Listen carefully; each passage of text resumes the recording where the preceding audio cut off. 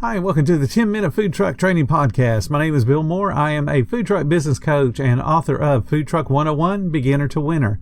This podcast is all about helping you start and grow your food truck business. Today, we're going to be talking about a topic that comes up on the Facebook groups quite frequently, like most of the topics I talk about. This one comes from a question that somebody will say, hey, how much do you guys pay your hourly employees? Or they'll ask, how do you all handle payroll? How much do you pay an hourly employee is easy. There's always a number there. I always recommend people to pay whatever the local economy bears for a line cook in a semi-nice restaurant. In my area, that's $15 to $17 an hour. So if I'm paying $15 to $17 for them to work on a food truck, they're pretty happy. Your area could be a little bit more, your area could be a little bit less. But the idea is that you are matching the skill set. So the cook in a nice restaurant, if they're making $20 an hour in your area, then you need to pay your food truck people $20 an hour. Payroll is easy. Now the question always gets answered with something along these lines. Someone will say, I pay them as a 1099 employee or a contract employee, and that's wrong. That's a way for the food truck owner to cheat his employees. The first way that he cheats them is as an hourly employee. The employee gets a paycheck. We all have worked for somebody at some point in our life. And we have those things on the paycheck that we all hate, the deductions. You can't escape the federal taxes. You can't escape the FICA tax. Federal taxes and the FICA on your paycheck come out of the money that you've been paid. So if you're making $300 a week, part of that's going to pay your federal income tax. If you have a state income tax, part of that's paying that. And then the FICA. What a lot of hourly employees do not know, and even some people in the lower and even middle management don't know, is that the business also pays FICA tax on behalf of the employee. So the employee is paying that 6.75% for Social Security and Medicaid. The business is also paying 6.75% for Social Security and for Medicaid. And that is put in the account for that particular employee. That's the little summary you get every year from the Social Security Administration. And if you're not getting one, you need to find out what's going on, because the Social Security Administration keeps track of all the wages you've earned from the point you started working and receiving an official paycheck. And you want to check that periodically and make sure that your wages are correct. Because if they're not correct, when you go to retire at 62, 65, or 67, and the wages are incorrect, if they're understated, then you're losing out on money every single month from the Social Security Administration. So make sure you're checking your own Social Security, but then you also want to make sure that you're not cheating your employees. If you call them an independent contractor and just pay them a lump sum, that makes them responsible for the FICA on both sides. So they're not only paying the 7.65% that they normally would have deducted out of their paycheck, they're also paying the part you should have been paying as the owner of the food truck. So now they're paying 15.3%, and that's commonly referred to as the self-employment penalty, because you're having to pay that extra tax. And of course, if they live long enough to file Social Security, they'll eventually get that money back, but the key is they got to live that long. So you're cheating your employees when you call them an independent contractor,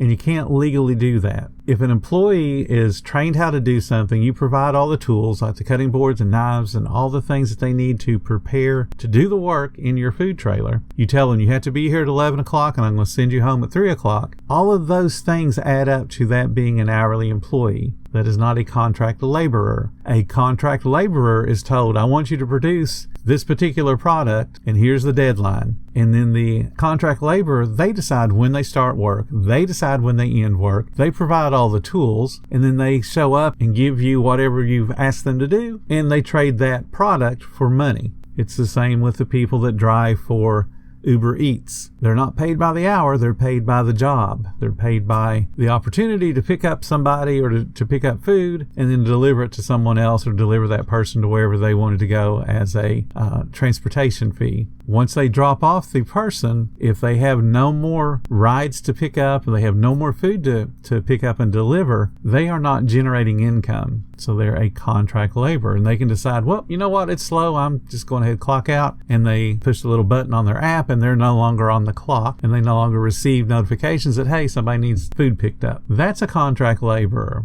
Food truck employees are not contract laborers.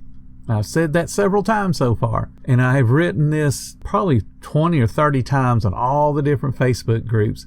And there'll always be somebody that say, well, I've been doing this for 5 years and no, IRS ain't never said nothing. Here's the thing. The IRS makes it super easy for you to figure out if you have an hourly employee or you have a contract laborer. You just fill out this little form, and that form is called the SS8 form. Doesn't cost you anything. You just fill out all the information, explain what the person is going to be doing as far as the work tasks go. You send it off to the IRS, and they'll review it and send you back either yes, they're a contract laborer, or no, they're not. So every single person that says, I've been doing this and never gotten in trouble, I challenge them to fill out the SS8 form and then to post it on all the Facebook groups so that, number one, we can see how they did it and got it approved, so that the people that want to pay as a contract laborer can do that, or they can post it proving that no, you can't pay, and they can get themselves out of trouble. Because at the moment that the IRS discovers you've been paying an employee as a contract laborer when they are in fact an hourly employee and should have been paid differently, you are now in trouble. And it's not, here, let me give you a little bit of money to make the trouble go away. It is, you are in massive trouble, because they're going to go back and make you pay very stiff penalties, probably some interest on top of the wages that you haven't been paid, because now you've also not paid the taxes that should have been paid on the behalf of the employee. So now they're looking at, perhaps charging with tax evasion, because there's lots of information out there that will tell you food truck workers are not contract laborers. If you go talk to an attorney, they're going to tell you that. If you go fill out the form for the IRS, they'll tell you that. So if the IRS believes that you intentionally disregarded the payment process and the legal payment process, they could assess a 20% of the wages penalty and interest. So if you had somebody working for you 4 or 5 years, they can charge you 20% of all their wages and interest on top of that. So it doesn't become a little bit, a little tiny fine that you can just pay and make this all go away, sweep it under the rug. The IRS is going to come after you with a vengeance. So you don't want to get yourself in a situation because somebody suggests on a Facebook group you can pay them as a contract laborer and it's okay. The IRS cares. Now think about an employee, because I'm sure that there's some people listening to me thinking, I can get away with it. Who's going to tell on me? So let's say you've hired an employee, and there's not a whole lot of people right now that file their own taxes, because they want to go to Jackson Hewitt or H&R Block and they want to get that loan against their big refund check that they're going to get. So they go to one of those places and they pull out all their little tax forms to give the person that's sitting behind the computer and reading off the little script they have to read off. And then they get to the part where it asks, does the person have a 1099? And then the computer will ask them to input the information from the 1099. So when the employee of yours hands them that 1099 and they start reading it, the little folks at H&R Block will say, so you're self-employed? And then the employee of yours is going to say, no, I work at a food truck. I'm not self-employed. They pay me. And then the discussion turns from, okay, we need to file a different form for you, and you're going to be paying money instead of getting a refund, because now the refund they were counting on getting is being taken away because of the FICA tax that they haven't been paying all year long. They haven't been having any deductions taken out for their city, their state, or their federal taxes. So now they're in a world of pain because a food truck owner cheated them. So do you really think that if that employee just figures out that not only are they not getting a refund they thought they were getting, but they're going to be in trouble because they haven't been paying their taxes on a quarterly basis like they're expected to? Do you think for 1 second they won't come after you and turn you in? So take this seriously. An hourly employee that works on a food truck is paid in payroll, meaning you take out the deductions, send it to the IRS, you take out the FICA, you send it where it's supposed to go, and you mat the FICA and send it where it's supposed to go.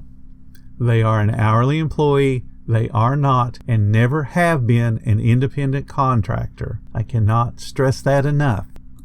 If you guys are enjoying the podcast, please consider hitting the support button or follow the links in the description. And any offer of support you can show helps us keep going. If you love being around like-minded, positive, supportive people, please join our Facebook group. It's called Food Truck Training. There you're going to find a whole ton of information, and we got so many inspirational people in our group, you'll just be amazed. Thank you guys so much for listening. I certainly hope you're finding all the information useful for your food truck business. Y'all have a great day. Come back tomorrow and I'll have another topic.